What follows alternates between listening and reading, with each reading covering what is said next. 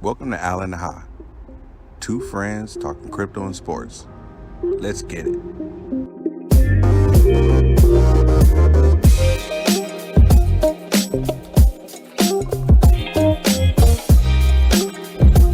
right, what's up, everybody? Welcome to another episode of Al and Ha Podcast. What's going on, man? How you doing? Chilling, man. A lot of things going on. Got a big game coming up on Sunday. Yeah, man. LaMelo Ball started. I saw that. We'll definitely dive into that.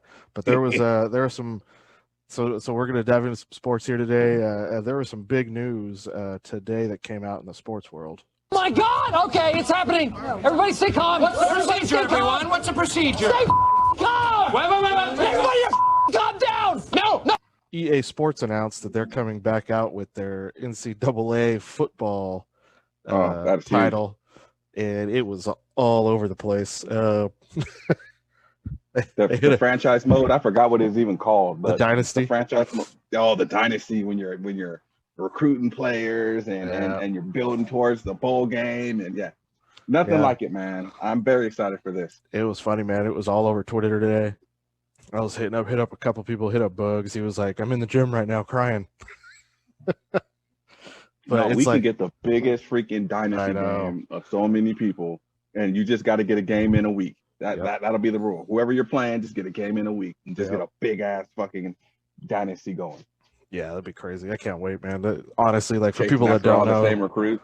Yeah, that's like that was the go-to for football players, coaches, whatever. Like that was the go-to football game. I'm assuming they're struck some sort of deal with the NCAA where they're going to end up paying players or something. Some sort of change on that. I'm sure it's some measly percentage, but it's probably what I'm sure the NFL players don't get that big of a percentage off of Madden anyway. There's too many of them, it's smart for EA because they'll make money on that anyway.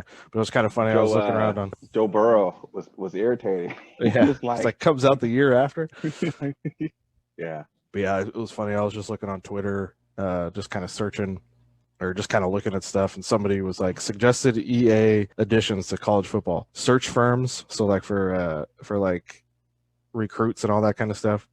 Out of control boosters, turnover objects like chains, trash cans, that came out with all those turnover chains and all that stuff. Unreasonable buyouts for coaches. Targeting reviews, have to put it in even though they're awful. Media day at the college football playoff. And then like bowl opt-outs for once you get to the bowl games. Is that right? But they're just funny. People just kind of adding on to it of like what they should do, like stupid crap like that, the off the game stuff that they should add. Yeah, it's real, man. If it's real, is it going to be on a 5-gen? Yeah, I think I think because it'll end up coming out. I'm assuming the earliest. They didn't really have like a. Well, college usually came out in like July. Yeah, so it came out in August. And I'm assuming that they will come out this next year because typically they used a little bit smaller engine. Like usually the graphics weren't quite as good as Madden, but a lot of it I think was because they had all the extra stuff on it. But so we'll see if they come out. Yeah, a lot of information had to go into those with 100 and some schools. Yeah, we'll see if it comes out this year. If not, for sure, it looks like probably next year. But yeah, they're saying the next gen system. So I'm assuming, it'll come out towards the beginning of football season this year. But we'll see. But anyway, let's get into some NBA. Let's start with some NBA here. So yeah, you mentioned it. LaMelo Ball made his first start the other day. I think he had a solid game. Yeah, like 14 points. His stat sheet filled it up. Yeah, 7 or 8 assists and 6 or 7 boards, somewhere around there. Right, and so he's like you said. You mentioned it before. He's just getting better with time. Yeah, and I feel like all young players that just happens. You start getting into the game and getting your time in. Get used to the speed, strength, all that kind of stuff. Yep. Have to. So, you taking LaMelo or Alonzo right now?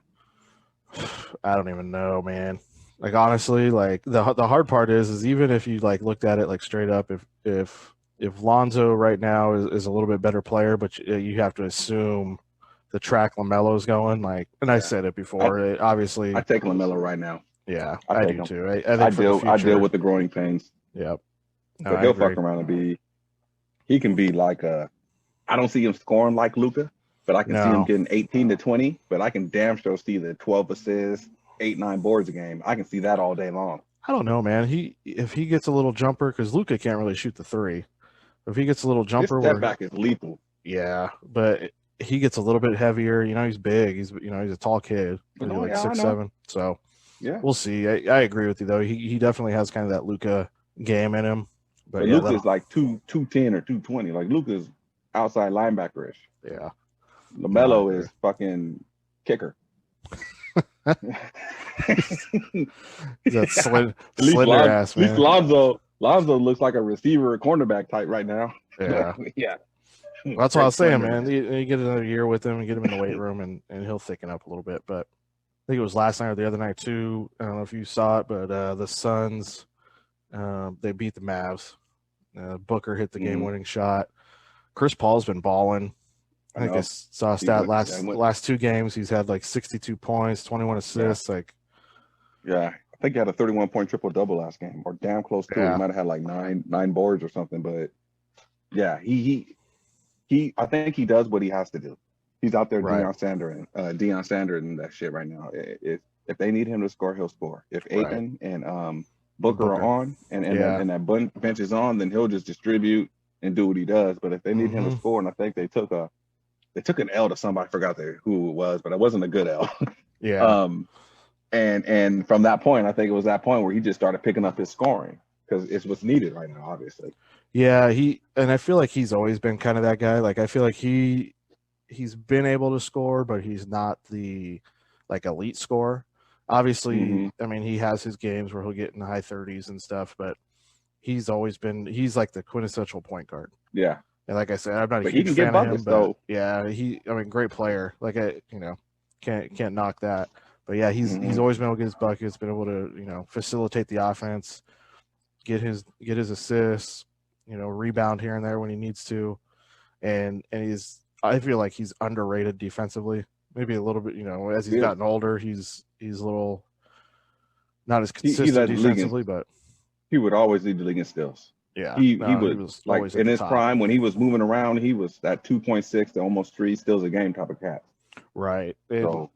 So it's not that Phoenix is going to go anywhere, but it's kind of fun to see. It looks like he's rejuvenated himself a little bit. I've always liked Booker. He likes to coach. Yeah. I don't know who their coach is, but I know he has some type of relationship with his coach. I think it's Alvin Gentry. It might be Alvin Gentry. I think it was with him at New Orleans or whatever the case may be, but he likes to coach. I can't think of his name right now. I don't know if it's Alvin Gentry or not. I'm gonna be honest. But yeah, they're playing pretty well. I like that little matchup. I liked it when he initially decided to go there. I think it kind of surprised everybody. It surprised me. But they're playing. Monty Williams is the head coach, and it was Monty Williams. And he was with CP3 back in the day. Mm-hmm. But yeah, the Lakers beat the Hawks the other night. And LeBron hit a 3 late to separate them there a little bit. Game is evolving. That jumper is coming around, and I mean he can still put his head down and get to the basket whenever he wants. But right, that jumper is starting to come around. Got a lot of scoring. If you notice that, I think him and AD are both in the low 20s this year. LeBron is got his 8 or 9 assists, and he's doing the 7 or 8 rebounds, whatever the case may be. But I'm interested to see about these damn trades. Yeah. Like, on all bullshit aside, I would send whoever I need to send to get Bradley Beal or Zach LaVine. Did you see the other day both of them. That video of his timeout? Like I think it was the other night. Like Westbrook, they ended up winning the game. Westbrook had a decent game, but they took a timeout late. He was just sitting off on his own. Like you could tell he's not happy. Like he does not want to be there. Yeah. And it goes back to that kind of we've talked about is like Westbrook seems to wear thin on people. So I don't know. Obviously, I think Bradley Beal's probably just frustrated. They're losing. He's been balling, and he doesn't have a lot of help. So I think that's a lot of it. But yeah, I'd go all in on Brad Beal. Zach LaVine, I like him. I just don't know how he fits with the Lakers. 26 years old, slasher. I mean, you would assume he'd crack the starting lineup. And when I see the trade packages for LaVine, it's Caldwell Pope, it's Kuzma, is that 19-year-old cat that I really like, and some of them have Horton, and then some of them have Caruza too. So Right. that means Harold and what you call be staying. Schroeder will be staying. So if Levine comes, or Bill comes, Schroeder obviously goes to the bench. Right. You would have to think. Yeah. Well, actually, no, because if Caldwell Pope leaves, and that opens up a spot.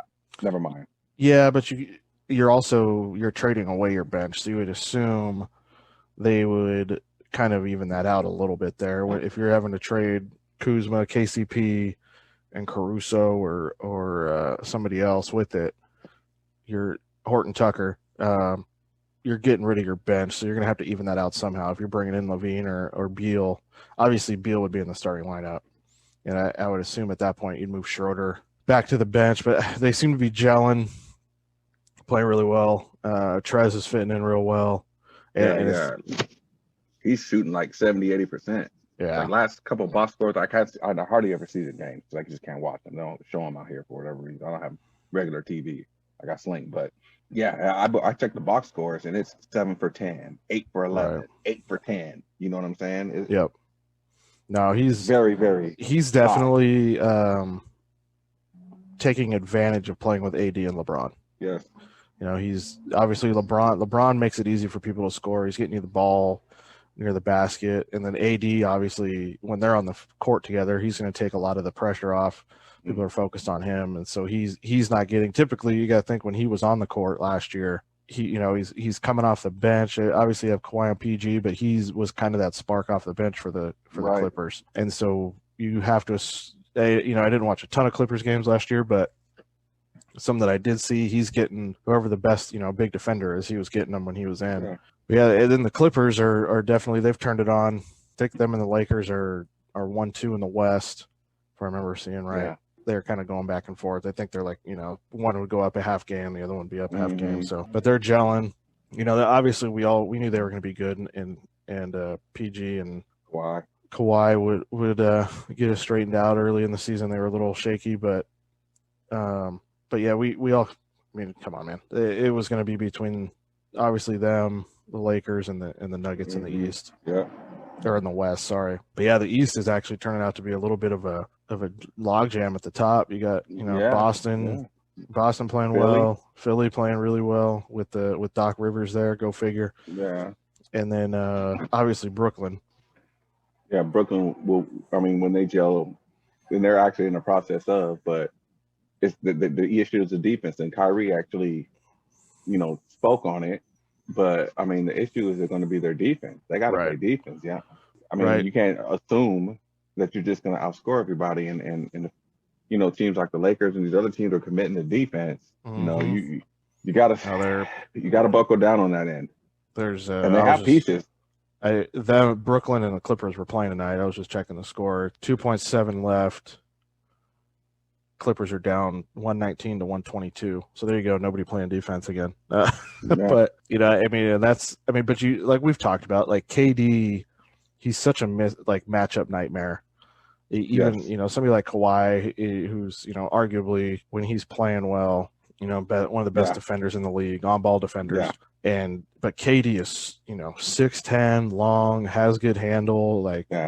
You don't stop him. He misses. Yeah, is what happens. Exactly. And now he just missed. Yeah, and you look at the box score, obviously. Yeah, Harden with a 23-point triple double. Yeah, Kawhi and Paul George did their thing, but yeah, they're Kawhi, Paul George. KD's got 28, 9 boards. Yeah, Harden with triple double. Kyrie really efficient. 6 of 8 from downtown. Okay, so look at the starters. Look at the starters that Brooklyn had. So it was Harden, Durant, Irving. We know that. Then small forward Harris, and then small power forward Green. Yeah, so they went small. So they went small against them. And DeAndre Gordon got minutes. He only got 16 though. Right. Had a steal, no blocks. Kyrie led the team in blocks. See that's an issue. Durant, that's an issue. That is a serious issue. It's going to be interesting to see. once playoffs come around, what goes on with that? Because like you have to assume, the playoffs roll around. It happens every year. Everybody talks about it. Defense, the game slows down a little bit. Yep. Gets grimy. Game 3, game 4. Gets a little pick and rollish. Yep. And you don't see as many of the turnovers. You don't, so the game just slows down. It gets more defensive oriented. So every position counts. But yeah, let's so NBA, I mean, it's starting to heat up a little bit, obviously getting more into the season here. It'll be interesting, obviously trades. I agree with you. I think it'll be interesting to see, Levine's going to talk about even Julius Randle. I've heard rumors about him getting moved.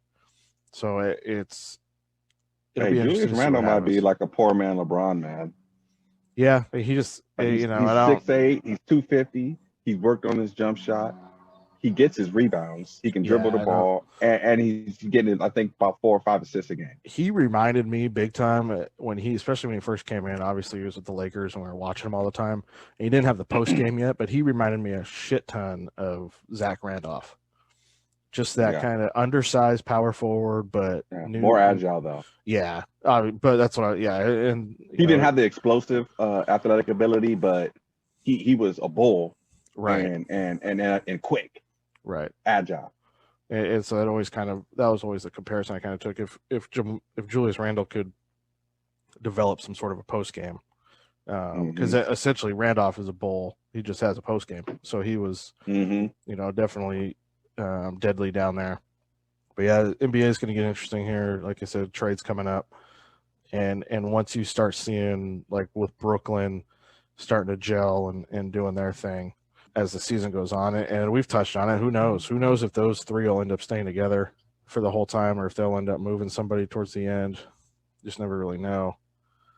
So yeah, let's anything going on with the Ducks? Recruiting wise? Nothing much. A couple guys, I think a center, a lineman, and a middle linebacker is in the transfer pool. We had a couple of receivers going to transfer pool, but as better talent is recruited in, and younger players, we were the youngest team in college football last year. Right. So, and none of them are gaining a year, but I think a lot of these older guys, all of these, sophomore, redshirt sophomore, juniors and seniors are seeing these incoming freshmen and redshirt freshmen, and they're pushing for time. So, and we're coaches. If they're even in talent and one is 3 years younger than the other one, well, there we go. You're definitely gonna try to get that younger kid on the field. The crazy thing with the transfer portal is just, and I get it. Obviously Nebraska. Free agency, man. Shoot, right? Nebraska. So Luke McCaffrey, who was there, started a couple games last year, quarterback. He's one of the McCaffrey brothers. He entered the transfer portal. A couple other guys, but it's just one of those and for McCaffrey, especially quarterbacks, you see the writing on the wall. You're not going to get you need to go play. You can't be mad at those kids. Even and the thing is with here. Oh, I'm not. With Nebraska, no, you just see fans, especially in Nebraska here. It's literally all we got. So that's literally, there's no other sports teams, there's no other anything. So it's Nebraska football day in, day out. When you think about these kids, if they got a Division I scholarship, unless they're coming from modern day or whatever the case may be, where the twos will end up getting scholarships as well. Right. If you got a D1 scholarship, you were the starter, you were the man. You know what I'm saying? You were it. And then you go for, and you figure if you're one of those friends, you're going to go in and you might redshirt that first year, and you're getting that time on the practice squad and all that kind of stuff. But going in that redshirt freshman year, sophomore year, you're expecting, at least by redshirt sophomore, you're expecting to get some time. Hell, that's your third year in the program. And if you got incomings rolling in, or you got that quarterback sitting in front of you that might have a year or two left. Yeah.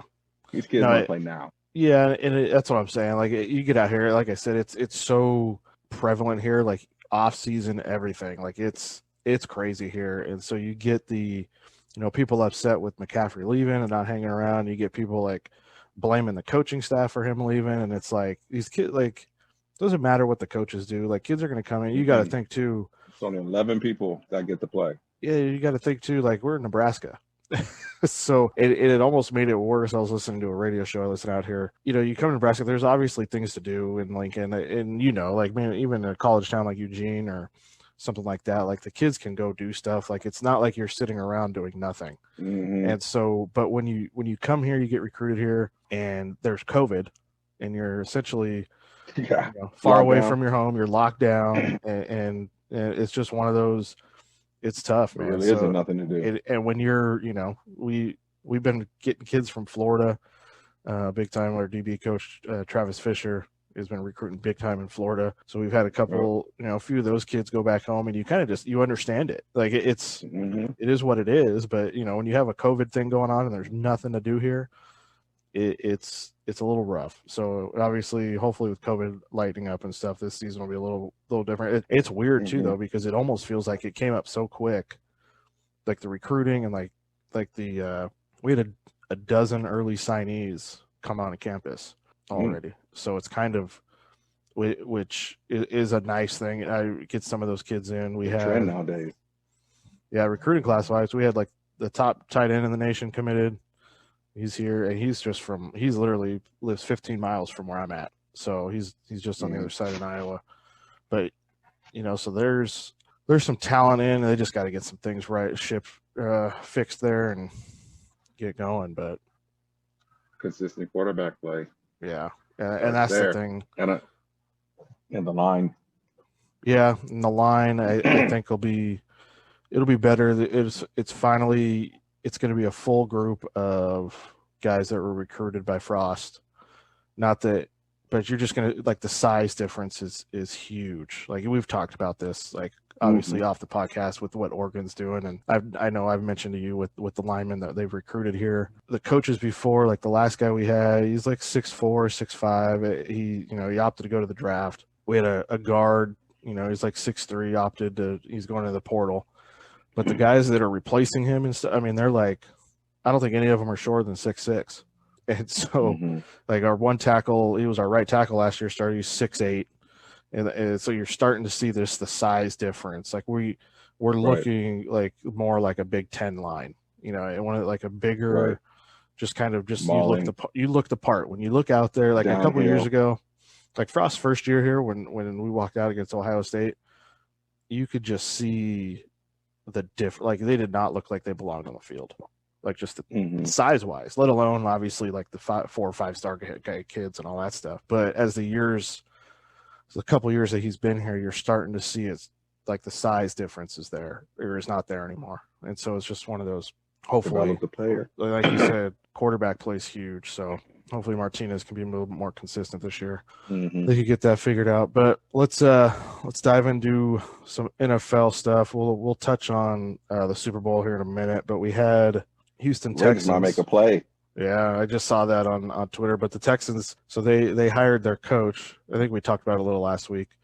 And I don't know if you saw, but it's Dave Culley, I think's his name. He came out and said he took the job under the understanding that Deshaun Watson's the quarterback.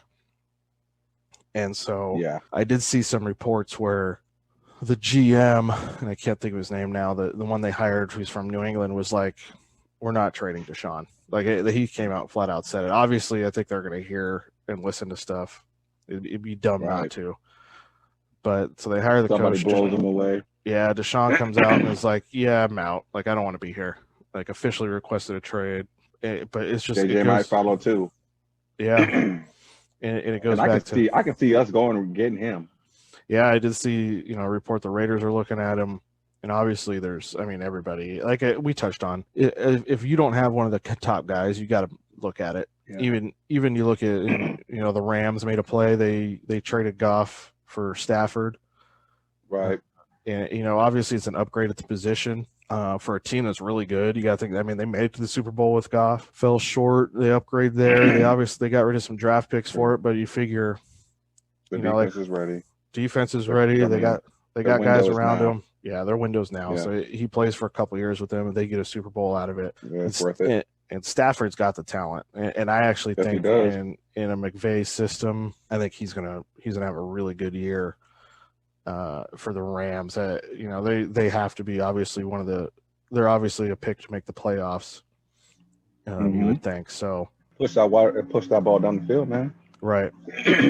He can push it down the field. So definitely with that play action game going and all that. And then you had the Jaguars hired a couple guys. But they did hire Brian Schottenheimer, who was the Seattle Seahawks offensive coordinator, for their pass game coordinator. And we had touched on this. I'm not a huge fan of the hire. Obviously, Russell Wilson is really good and covered up a lot of it, I felt like, but we've talked about it. I just felt like Russell Wilson, it was like drop back and stand there, look around, and then scramble around and scramble rolls, because it felt like when they had issues, it was teams that could keep him in the pocket. It was like they just didn't have a contingency. Wasn't a lot of stuff on time and anything like that. It just like some sound lock shit. Right. And so that's the crazy part is with that. But it goes back to, like we talked about Adam Gase getting interviewed by Seattle. It's like these guys just keep getting recycled. And it's, you would think that there'd be some guys that you could bring up or whatever to get going in that realm where you bring up some of these younger guys that have a little bit more creativity and just haven't been, in the same systems for so long. I feel like some of those guys. There's a female coach hired. Yeah, I did see that. Can't think of her name right now. I don't know. We'll come back. I like it. Yeah, no, it's awesome, man. Like I think it'd be sexy as hell to talk to a girl about football, but not just like superficial football, but actually talk to a girl about football, like X's and O's. Yeah. Well, the interesting thing, and people ask this thing, and it's kind of like like Mike Leach, who coaches he's at Mississippi State now. He was not a football player. He was actually a lawyer, and just kind of got involved in the game. And I feel like it's one of those games. I feel like obviously if you could teach, you could coach. And so, because you could always learn the techniques, you could always, learn. Obviously, if you've played at that level, you have a little bit of, for teaching positional stuff, you have a little bit more just kind of little trade secrets and stuff like that. But as far as like X's and O's and teaching technique and drawing stuff up, you could. Anybody can do it. You just got to, know chess. what you're looking at. It's just playing chess with real people. It really is. That's all it is. But yeah, it's awesome. I know the 49ers have a female coach too, so it's awesome to see it, just the integration of it with women getting involved. But yeah, Eric Bieniemy, man, I like I said, I don't. And to be honest with you, like remember we talked about, I don't know if you saw the Philadelphia Eagles, the head coach press conference. Mm-mm. It was awful. Like I was watching that, and my first thing in my head was, "Don't tell me Eric Bieniemy is a bad interview." Like that was the first thing, because if this dude is like, I mean, maybe he's nervous or whatnot, but like he just was like, no, maybe he didn't want to leave. That's what I keep saying. He does the interviews because he gets called to do them, and you never want to, And like I said before, it's never bad to get your name out there and get interviewed, because this guy will be like, yeah, he's really good. He just didn't want the job or what, people talk. And so I can't blame him. And that's the thing. Nobody's ever going to know. He's never going to come out and say like, no, I didn't want any of the jobs. I just interviewed to interview. And because then he's not going to get any interviews. And then you got to assume he's in a position to where he can get pretty much any job. That's probably like his resume is fat. Right. He's working on a second Super Bowl. Been underneath Andy Reid for a minute. So you got to assume maybe he's just like, okay, maybe none of these jobs really interest me. He probably can stay a coordinator on Andy Reid for as long as the hell he wants. Right. Let's be real about that. So I'm leaning towards it being he was just, those jobs didn't really tickle his fancy, and he's just going to wait for something. Yeah. Maybe he's waiting for Denver. Yeah. He played at Colorado. Yeah, you never know. And like I said, we're never going to find out. I mean, to be honest with you, all the jobs after, like we've talked about this, after Jacksonville and the Chargers did their thing, like the other jobs were, I mean, the Jets, but their ownership is awful. And so, they obviously have the second pick and have some collateral and all that stuff, but it just, none of the other jobs. It's not like he's leaving a bad situation. Right. You know what I'm saying? It's like, I think for him, even though it's a head coaching job, but I think if he's a patient man, it seems like he's a patient man. He's probably looking at it as, I can just sit here, be able to contend for Super Bowls as long as I'm pretty much here, at least, as long as that core can stay intact. Right. And wait for the job that I want. Right. Not a bad gig. And that's the thing. Maybe, and I don't know. I'll have to look into it for our next podcast. Maybe, obviously, with the Super Bowl press week going on this week. But I'm just shocked nobody's really asked him, like, have you been offered any of these jobs and just turned them down? You know what I mean? Like, or have you gone in and answer? Just throw it out there. Just throw it out there, because it's kind of one of those. Never like, ask what you want to hear. Never. Never ask what you want to hear. It's just, but yeah, I would be like, so what's the deal, man? Like, do they like you, or are they just? Is it because they don't want to wait for you because you're in the Super Bowl? Yeah, you don't. Or you don't like any of these jobs? What is it? Yeah. Ask him. What the fuck is he gonna say? Worst thing he's gonna say? Oh well, I'm not gonna talk about about the PC answer. Yeah. Who cares? I'm not gonna talk about what goes on behind closed doors. Okay, now we know where you're at. But yeah, the only thing I can think of. Yeah, I agree with you though. I kind of feel like you do the interviews just because you're asked to do them. You don't want to be the guy that's like, nope, don't want that job, because then that gets around too with the NFL. So he could just be. He's in a good spot, dude. Like, you're the offensive coordinator. You got Patrick Mahomes locked up for 10 years. Like, right. Mahomes signed that fat contract last year. Great cash, homie. Like $250 million or whatever the hell it was. Kelsey will be soon after if he hasn't got locked up. Tyreek will be soon after if he hasn't got locked up. They can recycle. They got the running back that's on a rookie deal. Yeah. And, I don't know what the line necessarily cap-wise is looking like. The defense is good enough. Yeah. They can be. They can run it. He can. Mahomes can have a run like Brady, barring injury.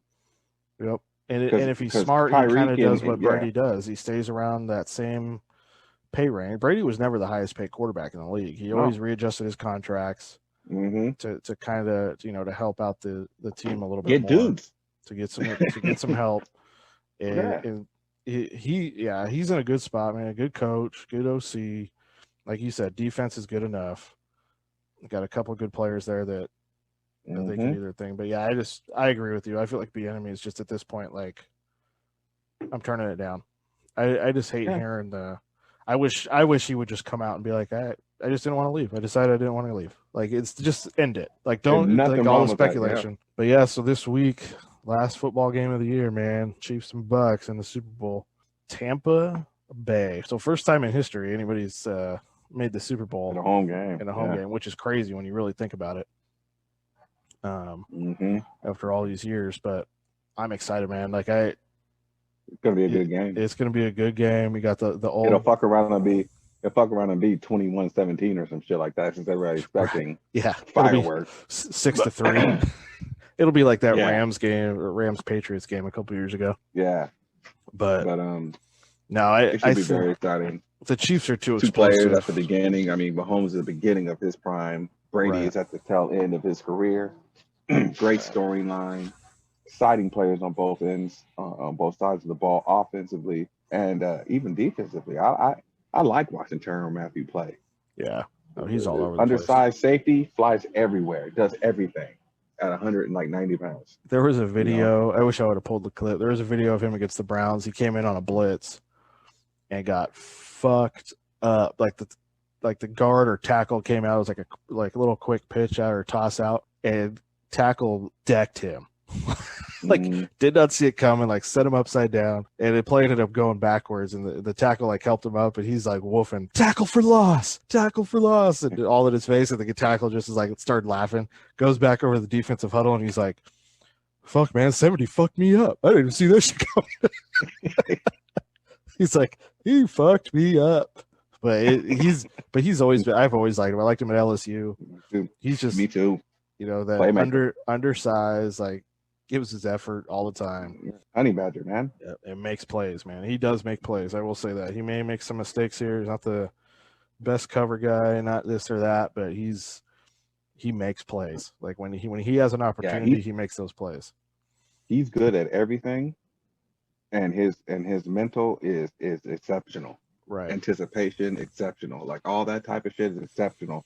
And he's a very good athlete. He was like a 24-foot long jumper in high school. But like the athletic ability is there, but he does everything really, really good. special teams, defense. You can probably throw his ass in the slot if you really wanted to. He could probably do something. Yeah, it's because he can return punts. Yeah, he he's makes an interception, and he's looking like he's real Ed Reedish. Even though Ed Reed played more center field and all that kind of stuff, but yeah, Tyrann Mathieu, man, it gets nasty, gets in the box. I love his game, man. Be 190 pounds. Yeah. No, he's fun to watch. I'm excited, man. It's going to be interesting. I don't think it's going to be a low-scoring game, in my opinion. If anything, I mean, you got to think the first game they played, I want to say it was like 35-28, and that was Tyreek went off, had like 200 yards receiving in the first quarter. I don't see that necessarily happening again. You got to think that the Bucs are going to do something to slow him down. Try to slow him down. Yeah. But Kelsey would just get his 12 a pop. You have to think that Brady is going to be able to, they're going to be able to score some points. The Chiefs are going to score some points. I think they're going to get after Mahomes' ass. Like, I was really impressed with the way that the Tampa's D-line got after Rodgers, man. Yeah. And that left tackle, I think he got a Achilles or something. There's something wrong with that left tackle. No, and he's if out. You want, I mean, so I think he tore his any Achilles. lineman. Any lineman, you don't want the left tackle. Yeah. No, I saw JPP got interviewed and they asked him about him. He's like, who? He's like, I don't know who that dude is. He's like, I'm just trying to get to the quarterback, which damn well they do. But damn well he knows whatever number he is. 73. Yep. We've watched film, but he ain't giving him any time of day on that. But yeah, it's the only thing with Mahomes. Obviously, he kind of makes a living, and he doesn't have to, but he makes a really good living at the ad lib. Getting out of the pocket, buying some time. Like he makes so many throws that over the years as a quarterback coach, you cringe at the plays he makes because it's all the stuff you tell your guys not to do. Not to do, yeah.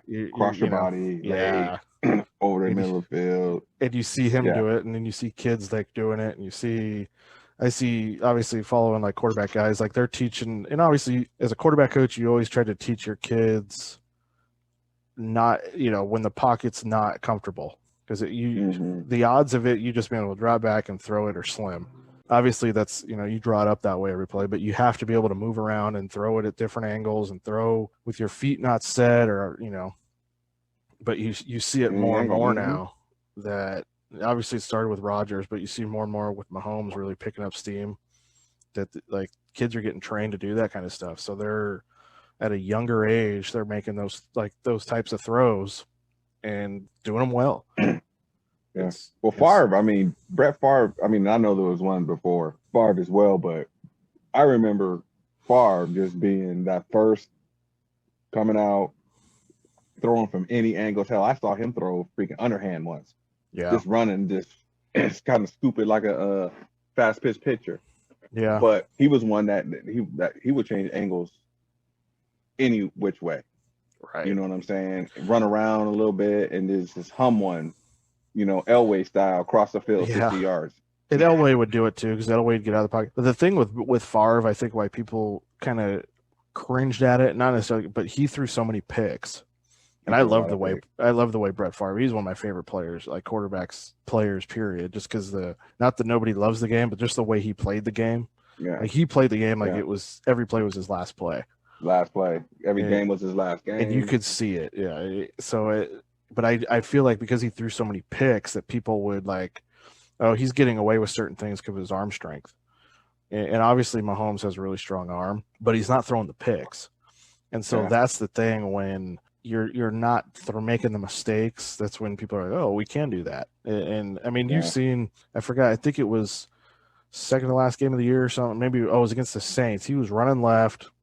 And it was like 15-yard throw, but it was so like timing on it. And he was rolling left almost on the sideline and flipped it and threw it for a touchdown. But it was like in the back corner of the end zone. Like he threw it and everybody's like, oh, he's just getting rid of it. And here comes a receiver out of nowhere, like perfect timing, gets his toes in. And you're just like, Jesus, like perfect throw thrown across his body.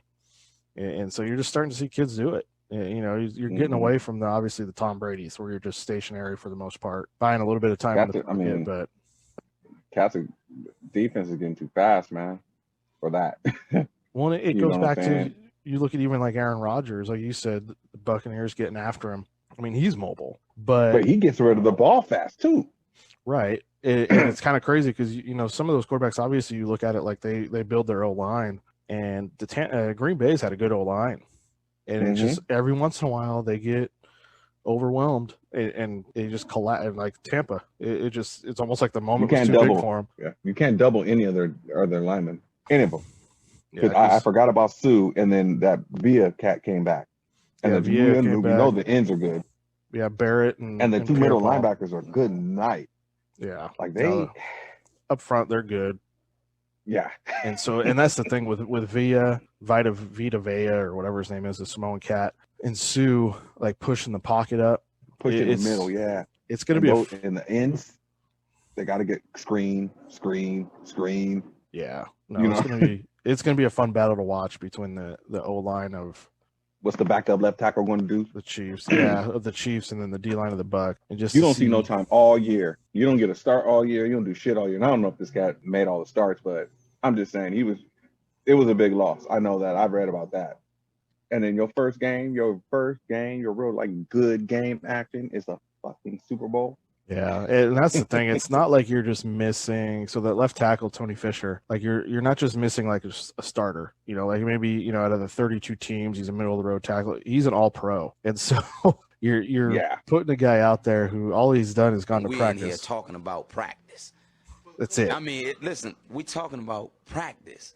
A lot different than the Super Bowl. So when you sit and look at it, like. It's going to be a fun matchup to watch to see if they can sustain it. And that a lot of that's coaching. You chip the guys or you help them out a little bit and you get rid of the ball and you roll and, you move the pocket so they can't just pin their ears back. And it's going to be interesting because Todd Bowles likes to bring pressure.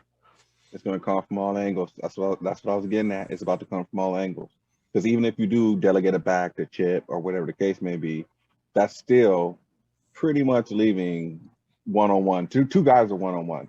Right. You know what I'm saying? So yeah, I think they're gonna get after his ass. I didn't expect them to get after Aaron Rodgers' ass like that. And I think, the Bowles is gonna take his time. They gotta double Tyree. You take your chances with freaking Kelsey.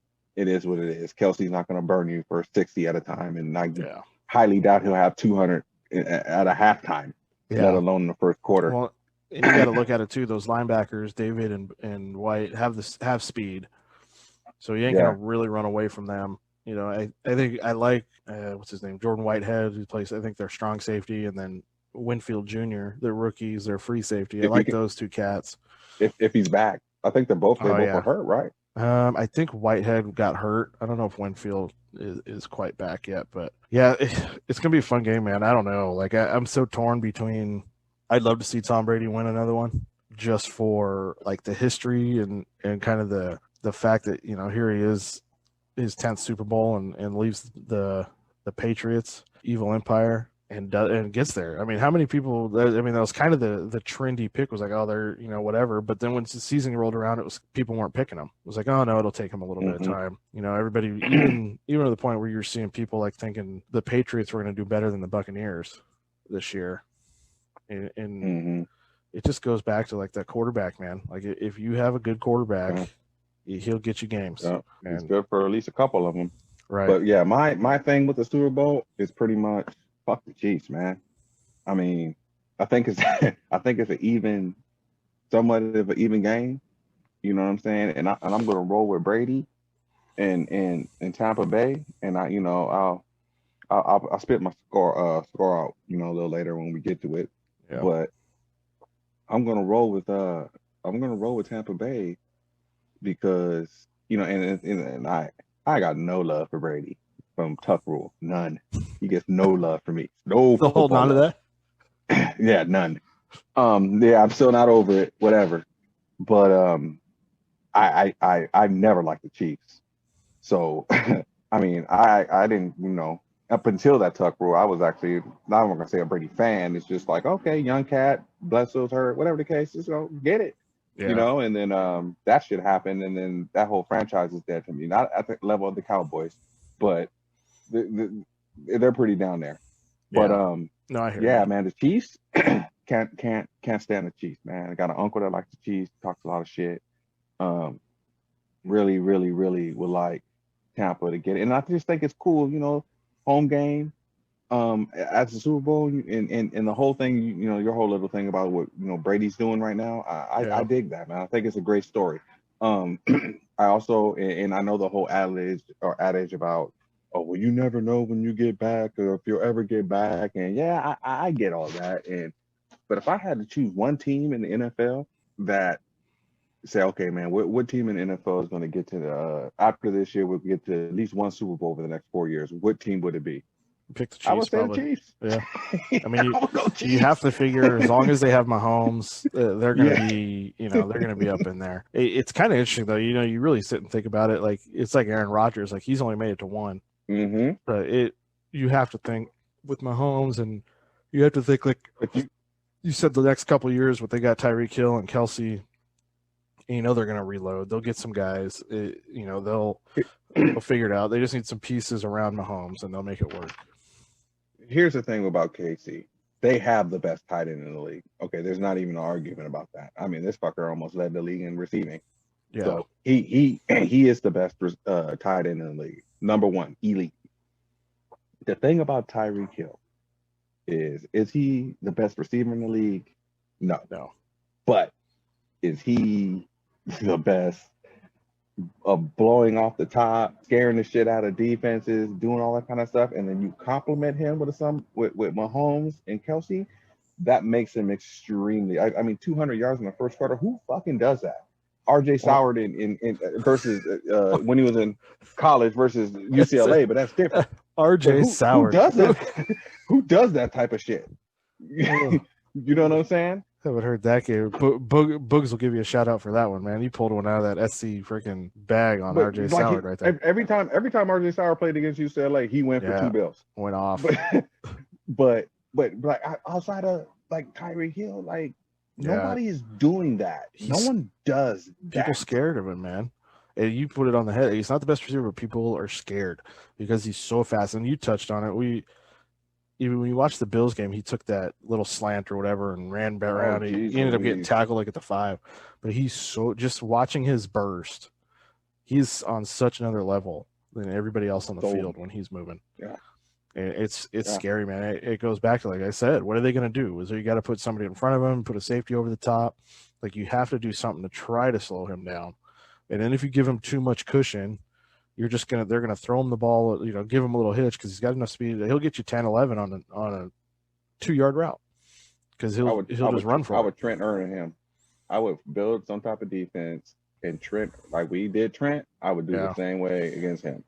If he lines up in that number 3 and trips, then I'm sliding the guy over there, and then we got an extra guy in the box. You got man-to-man on him. I don't care where he goes. That's you. I will say, play underneath and keep a guy on top, and he'll still going to get his separation. Mm-hmm. Like he'll kill the underneath guy, but at least he'll be coming, and there's a guy on top coming as well. So, and then Kelsey operates in the middle of the field, so at least there should be a guy or two, at least one, but a second guy should be around. Right. No, I agree. I think the front 6 can stop the run. Right. No, and that's my thing too. I think I'm leaning towards the Bucs, and for the simple fact that the front 4 and the defensive front, I think they're going to give Mahomes fits. You watch the when they played the Saints later in the year when Breeze first came back, Breeze was awful, and what really kept the Saints in that game was their defense and their front 4 getting pressure on Mahomes. And so I just and we've seen it in Super Bowls before. Obviously, it was Brady, so it wasn't quite as mobile. Him losing the Super Bowls to the Giants when they had their front 4s. And really, if you look at even last year with Mahomes, obviously my Niners gave up that lead in the 4th, but if the Buccaneers can keep them out of making the big plays and put pressure on Mahomes, they give themselves a chance, because that's essentially, if you look at the Niners did last year, first 3 quarters, they kept them in check because they weren't giving up the big plays and they were putting pressure on Mahomes. And then 4th quarter came and they just buckled under it and gave up multiple big plays. And so they could kind of play that game and where they're just, we're going to make you take the check downs. We're going to make you check it down. We're going to make you play a Tom Brady game. And if you don't, make him play patient. And the thing is he's not going to look there because that's not what he does. That's not what their offense does. And if you don't, we're going to smack you. And so they got to get after him. I think they'll be able to put on pressure. I don't, like I said, we'll put a score on on social media But this yeah, weekend before the game. But yeah, because I'm thinking about it and just seeing. Oh, this is what I wanted to ask you. Never mind what I was going to say. This is better. It's we're pretty much going to watch the entire game. Right. So, what is the over under on All Seam and Railroad being called? Both teams. I would say. I mean, obviously, All Seam. I mean, they both run them because the Buccaneers run the shit out of it too. But any variation, I don't care if it's 3x1 or 2x2. Doesn't matter. If it's All Seam, it's All Seam. And just so people are aware, if anybody listening to this, like All Seam converts. So don't sit here and think that we're just saying all streaks all the way down the field. Yeah, like those, depending on coverage, All Seam converts. So that's when you see guys running across the field or running digs from the slot or whatever. It's All Seam. It's just converting. And so I don't know, man. I would say at least on All Seams, I'd say 10.5. And I would probably and I would probably go the over on that. And the only reason why I say that is because I do think that Tampa will run the ball more, or at least attempt to. And if they're keeping the game close, I think they'll be doing that. Railroad, I don't know, man. Tampa runs the shit. I know. I'd probably put it about the same. Not Tampa. I mean KC. I know. I'd probably put it about the same.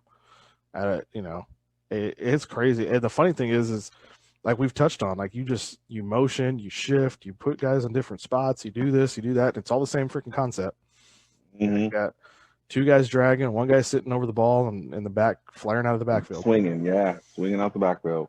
And it's kind of funny. We coaching with Dean last year, he ran kind of a variation of it, but he was in obviously his offense, but it was under 7, so it was like a drag essentially from the slot, and it was always into the boundary. So we talk about, like we've talked about rail when we always ran it. The back was always into the boundary. Outside receiver ran the drag. The slot ran a 7. The opposite slot ran like he called it a special 6, but it was like a 6 to 7 yard. You're like dragging and getting vertical and then getting across. So, but it was kind of a variation of it. And it freaking was always open. Just as if you made the right reads, and it's what we talked about. Like the safety has to commit. Safety's got to commit to something. Yeah. But yeah, it's crazy how many just concepts, and even when you think about those types of concepts, like the 2 drags underneath, it's especially against zones, those backers run. They see the one drag, they'll pass it off, but then they'll move with the drags and they'll widen. It just opens the middle of the field. So you see the digs behind them, you see the sits behind them, you see anything right behind them in that hole there. And if it's thrown with any type of timing, which Mahomes definitely has, and Brady too, it's literally unguardable unless the safety commit. See, and that's the thing. You get that safety to commit, take away that sit route, and then if your front 4 is getting pressure, then you don't have to necessarily worry about getting angled. Right. You know what I'm saying? If you get angled, it's hurt. There ain't nobody else there. Yeah. But if they can get some fire on them whenever they run that route and the safety hugs up, then that is a way that you take it away. No, but they got to get after that ass. The safety's got to close on it. You have to recognize what they're trying to do with it. You got to, recognize route combos, all that sort of thing. The other thing I was going to say, I forgot about, like with Tyreek, I feel like as me, like defensively, what I would probably try to do is he motions so much in the backfield. They use him on that, the kind of the jet action, because everybody's so afraid of him. Like I would just take shots at him. Like if I'm the DC, I'm like, gotta slow him down. If even if I got to stand up a DNs in certain situations where I can see the dude coming, like I'll take my, they give an inside zone handoff and he runs for 15 because my DN's coming out and trying to take Tyreek's head off coming across on a motion. I'm cool with it for a couple plays. Like let him, wear him out a little bit, try to put hits on him. So he's not the biggest dude. I mean, he is pretty ripped. He's obviously muscular, but you got to get some hits on him, especially when he's in there running motions and all that kind of stuff. So try and get hits on him at least. It ain't like he's just going to allow him to hit him. But I get what you're saying. I understand. I definitely understand. They got to do something, dude. Yeah, definitely. And they got to pick their poison. They definitely got to take away one of them, and I would take away Tyreek since he was the one that murdered them last drive. Because it goes back to Travis Kelce. I mean, don't get me wrong, like you said, elite, and I'll even give it, like, obviously this year, like I'll argue in a healthy year, you know, him and Kittle, but the system that Kelce is in with what they ask him to do, it's numbers wise, there's nobody even close. And he has Tyreek outside of him. Right. That's what I'm saying. They complement each other. He's got the ultimate blow the top off guy. Right. But I feel like he's fast for a tight end, but if you get some guys with some speed that are linebackers that can run with him, and you can try to, you know, take him away, play some games with him on, you know, you're hitting him off the line, I let him get free releases, whatever, and you could try to take away Tyreek and kind of slow him down too. Yeah. And so I agree. It'll be interesting to see. But it's the front four. Yeah. Tampa's front four has to get after that ass. Yeah. Mahomes has to take his 1, 2, 3, 2.5 seconds, and the ball's gone. If he can, you know, get that 3.5. And the thing about it is like some of those fucking routes that Tyree Hill runs, like, I think it's just someone's like, all right, man, go about 25, 30 yards down the field, be on the outside of the hash, and just look. Yeah. You know what I'm saying? He just get to the open spot outside the hash, drag him inside the hash, and then take him back out the hash, and then find the open spot. I'll get you. Yeah.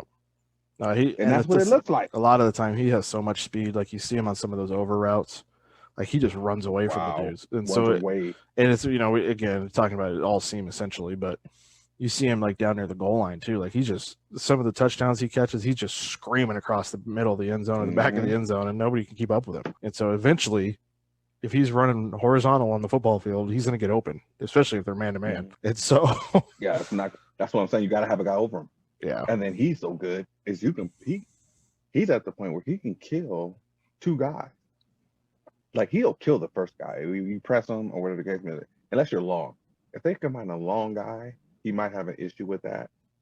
But outside of that, he's going to kill the first guy on the line of scrimmage, which will take away necessary underneath route. At least that underneath guy can now try to read and take away those routes. Right. But the safety has no shot.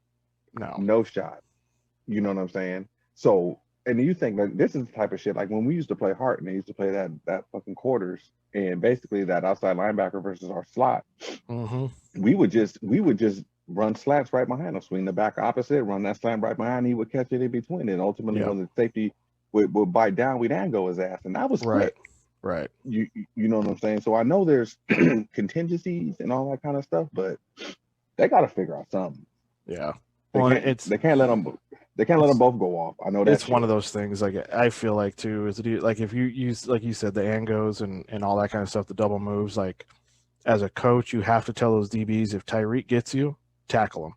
Like, like, don't let him score. Make them whatever. They get 30 yards on it because it's a penalty. Like, essentially, like reality defensive holding. If the ball's not in the air, defensive holding, it's an automatic first down. But it's 5 yards. Yeah, 5 yards. Obviously, PI is a spot foul and automatic in the NFL, but make them drive. Like, take it. Don't let him score the 60-yard touchdown and do the backflip into the end zones and all that kind of shit. Yeah, it's going to be an exciting game. Obviously the old dude versus the new cat coming up. It's going to be fun to watch. Can't wait. That's going to do it for us tonight with the Sports Podcast. Hope you guys enjoyed. Zal Nahan signing out.